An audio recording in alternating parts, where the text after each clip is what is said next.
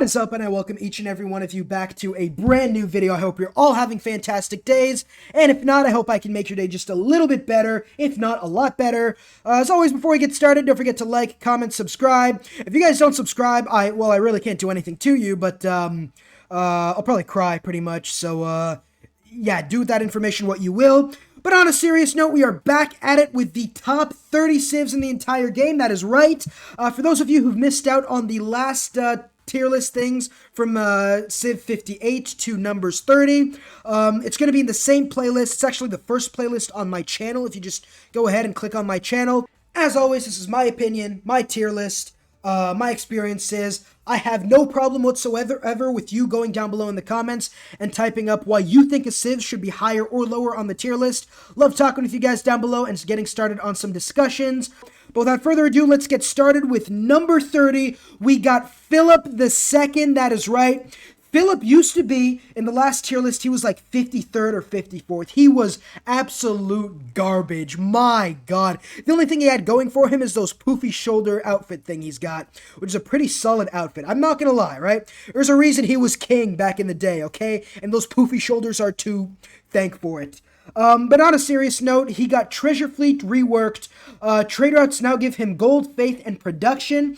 Those numbers are tripled when going between continents.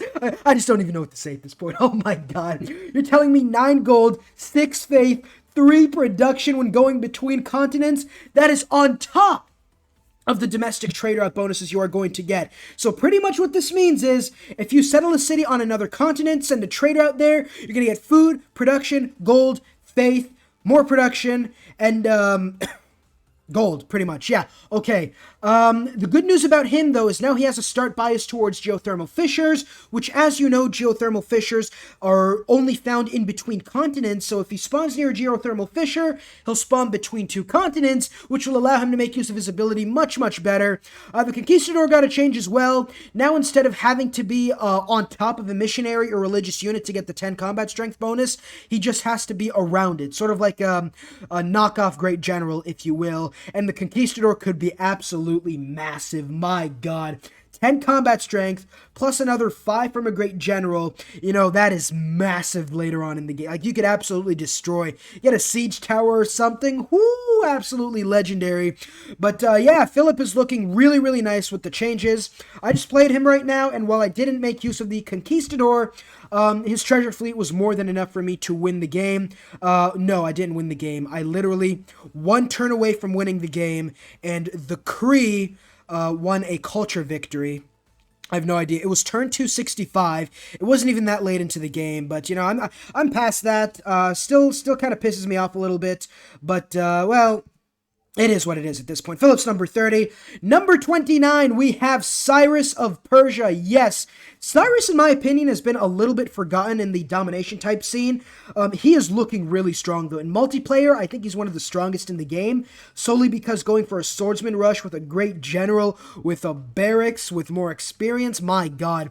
The good news about Cyrus is that you have ranged units and melee units with your immortals. So what you can do is, you can melee attack or you can range attack to save your health, and it's pretty much a super strong archer that can take cities, right? It's not as strong as a swordsman, but it's not like weak as an archer. It's like in between with a ranged attack, makes it one of the best classical era unique units in the entire game. Fall of Babylon, you get 2 movement speed for declaring a surprise war. Not as good as Chandragupta or who's the other one? Chandragupta, pretty much. Or like Australia or something, not Australia, somebody else, I don't know, but not as good as Chandragupta's ability. But Chandragupta, you have to go for a war of territorial expansion, while Cyrus, you can go for a surprise war, which you can literally do from turn 1. So the 2 movement speed, the loyalty you get will help you just keep cities holding on to. You also get trade route with political philosophy, which you should be going for oligarchy. Trade routes give you food, gold, and culture for routes between your own cities. So right after you take out your early enemy or 2, you can immediately immediately set up for a culture victory. Going up for your Paradisa, your unique improvement as well, giving you culture, gold, appeal, more culture, more gold, and tourism as you go advance through the tech tree.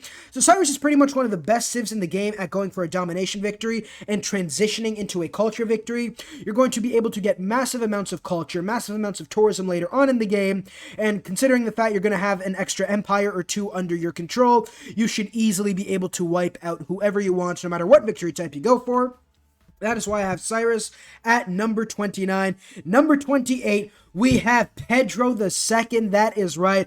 My God, this guy, look, this guy has swag, all right? Let's talk about this guy's swag. Look at his pose, hands behind his back. He's got the eyebrow thing going. He's got that luscious beard going. No homo, by the way. He also has an awesome suit. It's just looking great right now. But even greater than his absolute swag is his unique abilities. After recruiting or patronizing a great person, 20% of its cost is refunded. That is absolutely massive. So if you get a great general, for example, for like 100 great people points, you're going to be getting 20 great people points back once you get the great general or great scientist or whatever. So you are going to be able to get every single great person by the time you get campuses or commercial hubs or whatever you need up. The Amazon ability gives rainforest tiles adjacency to campuses, commercial hubs, holy sites, and theater square. So you could go for a culture, religious, or science victories. The rainforest adjacency is going to help you tremendously. Not only that, they give 1 appeal instead of -1 to adjacent tiles.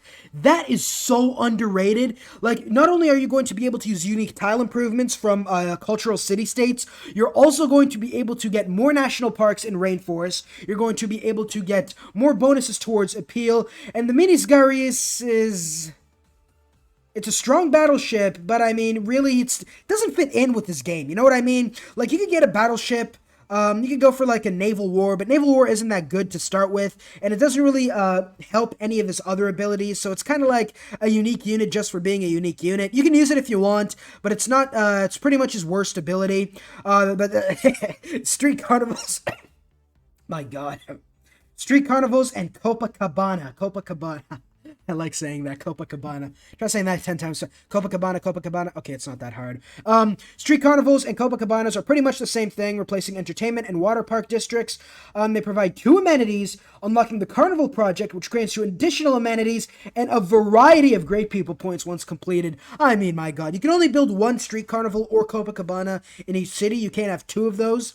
That'd be kind of broken, quite honestly. But you have so many amenities, you are not going to be in any need of amenities. And not only that, the great people points are going to help tremendously, especially with your unique ability, Magnanimous. Pedro pretty much is, give me all your unique great people. That's pretty much his gameplay right there. Give me all the unique great people. That's why I have him at number 28. It is number 28. Number 27, we have Teddy Roosevelt, Bull Moose Teddy. That is right. Bull Moose Teddy. Breathtaking tiles adjacent to natural wonders or mountains receive 2 science, and adjacent to a wonder or a woods receive 2 culture. All tiles in the city with a national park have 1 extra appeal. My God, you can use national parks to get more national parks. Founding Fathers, really nice. All diplomatic policy cards are converted to wildcard slots, which is very, very good. Wildcard slots are always incredible. Diplomatic favor for every wildcard slot is also really damn nice. You got the P-51 Mustang, which is solid. It does come kind of late into the game, so by that point, if you were going to go for a domination victory, you'd pretty much, at that point, have already secured a domination victory, right? You're not going to wait till you get the P-51 Mustangs. You're going to go for like an early war, a medieval or Renaissance war, and then P-51 Mustangs to finish them off. It is a solid fighter unit, though, make no mistake about it. The film studio is massive when it comes to culture. The good thing about Teddy Roosevelt Bull Moose is you can go for whatever victory type you want. You get diplomatic favor for every wildcard slot. You get science from breathtaking tiles near mountains or natural wonders. You get 2 culture from breathtaking tiles near wonders or woods, and also the national parks bonus giving you extra appeal. And the film studio is the best tourism building in the entire game. Double tourism pressure is, oh my God, double tourism pressure, double times 2, dos, deux. It's pretty much the only languages I know, but that's a lot of tourism you're going to be getting with the film studio, making Teddy Roosevelt one of the best. He's sort of like a jack of all trades, master of like two, pretty much, right? He isn't like, oh, I can go for any victory type. You want to go for science or culture with Teddy. Diplomatic is viable, as is domination. That is why I have this Teddy at number 27. Number 26, we have who I am playing right now, which you should definitely go check out, by the way. That series is looking really damn nice. I mean, my God. Entertainment through the roof in that series. We have the Mapuche Pooch, Latoro, Mapuche. Getting 10 combat strength and fighting free cities or Golden Age is really damn nice, especially on deity when most people are going to get a Golden Age after the Ancient Era, which means you can easily go for a Horseman, Swordsman rush, get a Battering Ram, get some Archers, and get a massive amount of combat strength fighting whoever, pretty much. They're going to get a Golden Age because of all the bonuses deity AI gets. The Tokui bonus is one of the best, man. You get 5% culture production in cities with governors. Captured cities gain triple those bonuses. My God, that's massive. And all cities within 9 tiles of a city with your governor gain 4 loyalty. So theoretically, if you have captured 3 cities, put a governor in each city, you will get 8 loyalty from governors, plus 4 from adjacent governors, giving you 6... My God, what is wrong with me today? 16 loyalty. 16 loyalty. They could be in a Golden Age and it doesn't even matter. 16 loyalty is absolutely massive. At the very least, you'll be able to buy like 10, 15 turns for you to go get another city. It's just nothing short of sensational. I was very critical on the Chimumu unique improvement in my last tier list. They added 1 production. Yay, I mean... 1 production. I mean, my God, hold your horses, man. 1 production, one of the best unique tile improvements in the game, no doubt. It's like 1 production doesn't really do too much, but I mean, it's not the worst tile improvement. It's just not very good. Malone Rider is nice. Pillaging costing only 1 movement speed is pretty good. 5 combat strength within 4 hexes of friendly territory. I guess it's fine if you go capture a city and use the Malone Riders to like take out the enemy units, because the AI is pretty stupid when it comes to war. So Malone Rider is a little bit better of a unit than given credit for, quite honestly. That's why I got the Mapuche at number 26. Yes, he used to be like number 40 or 50, but now all these improvements, one of the best in the entire game. Next up, number 25, we have Mbenza Nzinga. I did not say that right, no doubt about it. He is lower than my last tier list because he doesn't get the 50% more great artist points. They removed that, giving him instead 1 extra faith from like great relics and artifacts and sculptures. I mean... it's not worth it, quite honestly. He did get nerfed. I mean, he was one of the best culture victory civs in the entire game. The fact you're not going to be able to get great riders does kind of suck. His unique swordsman is solid, especially against range attacks. You can go for like an early rush and not have to worry about walls too much. His unique district is pretty solid. It can only be constructed in rainforest, but it gives you a lot of housing, gold, and food, regardless of appeal. So you can grow cities very tall as the Congo. Religious convert...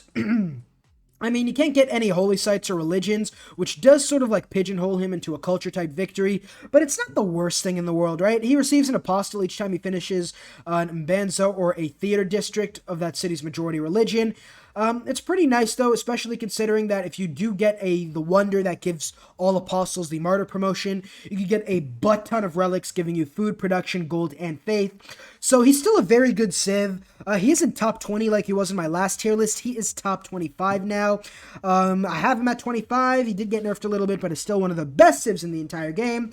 Number 24, we have Catherine Magnificence. In my opinion, the top or second best culture civ in the entire game. The one problem I have with Catherine, one problem and why she's at number 24, is that she is so vulnerable early on. She has no early game bonuses. No bonuses towards combat, no bonuses towards really science or culture or anything, right? You know, at the very least with somebody like Korea, you could get science and then go for like a night rush by like turn 50 or something. She gets culture from theater square districts, chateaus, and luxury resources, which is nice. The chateau now doesn't have to be built next to a river, which is really nice. It can't be built next to another chateau, but the fact that you don't have to put it next to a river, putting it next to a river gives you gold, but like you can make better placements now, right? You don't have to put it next to a river anymore. Guard Imperial is a really good defensive unit, replacing the line infantry that you can now upgrade into. Wow! The Grand Tour gives you production towards medieval, Renaissance, and industrial era wonders. How you want to play her pretty much is she also gets double tourism from any wonder. My God.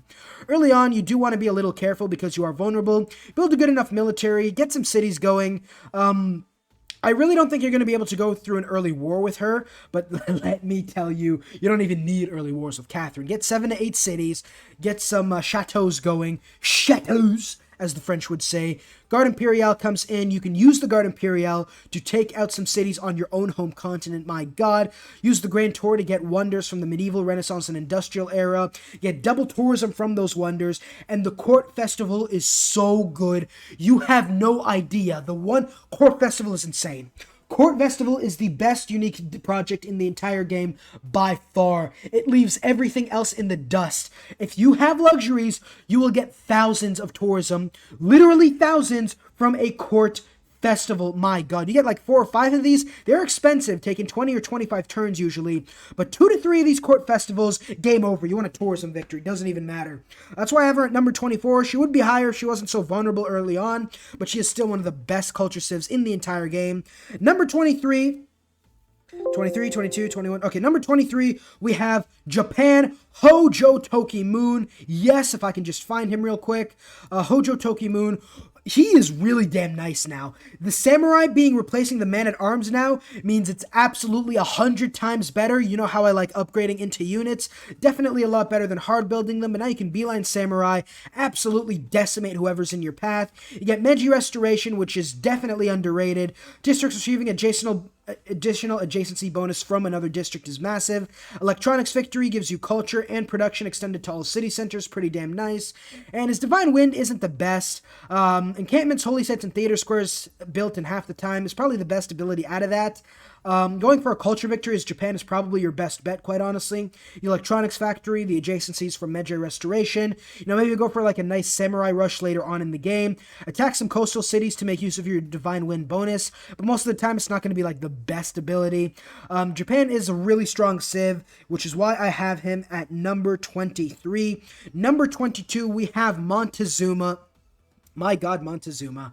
Montezuma is one of the best civs in the entire game from the original vanilla patch. He is so strong. You go to war early on, you kill units, you get builders, you spend builder charges to build districts, you get combat strength due to amenities. So massive, you get more amenities. His unique building is really not that good still. Gives you 2 amenities, 2 culture, 2 faith, and a great general point. Oh, wow. Never mind. It used to only give 2 culture. Never mind. I thought they only gave like... Okay, never mind. This is actually a pretty solid building now. Never mind. Never mind. Montezuma's Lactala. Not the best, but it's still a pretty solid ability. Early Eagle Warriors are the definition of early war. You just go ahead and bonk, bonk, bonk, bonk, builder, builder, builder. Build all the districts you need, build all the settlers you need, take out a few cities, and then boom, you're pretty much set up for a victory. Yeah, pretty much. He's just a simple civ.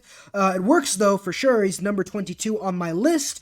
Number 21, we have Saladin of Arabia. Yes, Saladin. The best thing about Saladin, the last prophet. You get the final prophet when the next to last one is claimed. You know how I feel, right? People like Georgia, people like...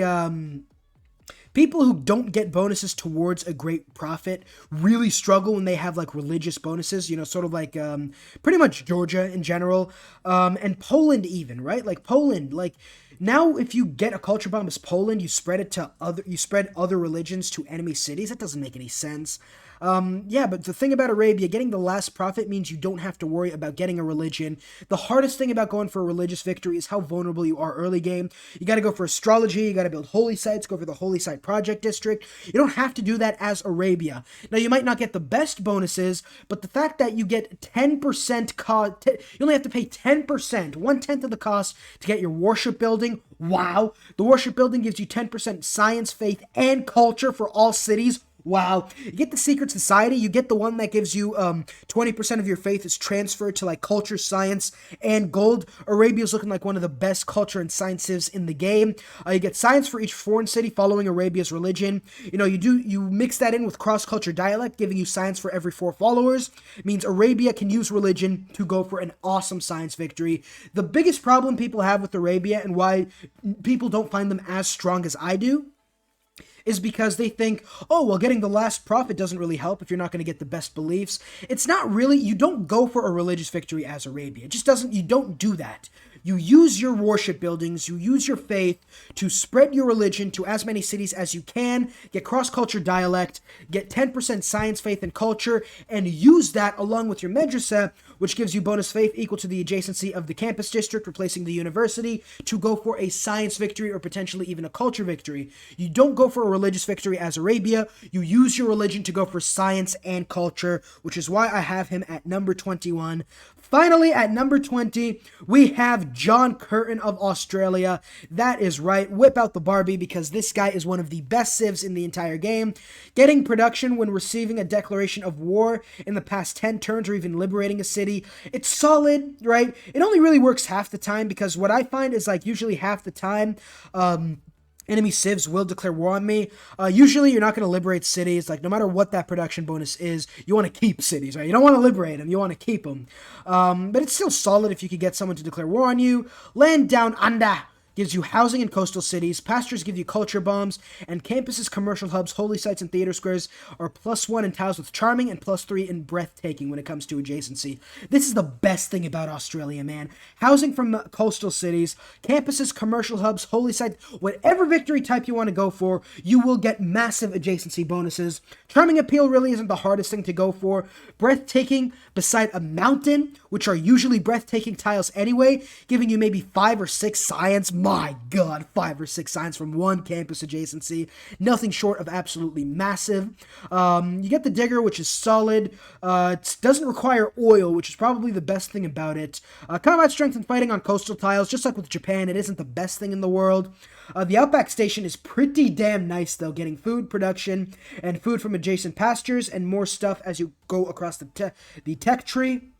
Yeah, that's why I have John Curtin at number 20. That's going to be the end of this right now. Don't forget to subscribe if you want instant notifications when I come out with the top 20 civilizations either tomorrow or after tomorrow. And then finally, we'll count down the top 10, and then we could do like a sort of tier list, like an actual like tier list maker, and sort of put everybody towards tier lists. But yeah, that's pretty much all I have to say. I will see you all in the next video. Peace.